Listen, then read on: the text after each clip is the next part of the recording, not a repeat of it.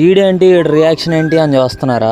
మీరు చూసేది అంతా నిజమే. వీడెందుకు ఇలా రియాక్ట్ అయ్యాడో ఈ వీడియో లాస్ట్ వరకు చూడండి, మీకే అర్థం అవుతుంది. అనుకునింది ఒకటైతే జరిగింది ఇంకొకటి.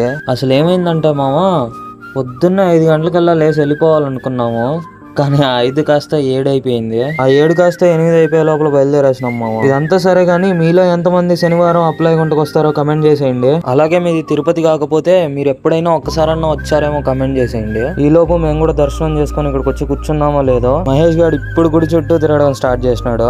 ఇంకా ఈ ప్రదక్షిణాలు అయిపోయిన తర్వాత బొట్ల కార్యక్రమం స్టార్ట్ అయింది. వీడు అందరికంటే ఫస్ట్ ఉంటాడు అందరికి నామాలు పెట్టడంలో.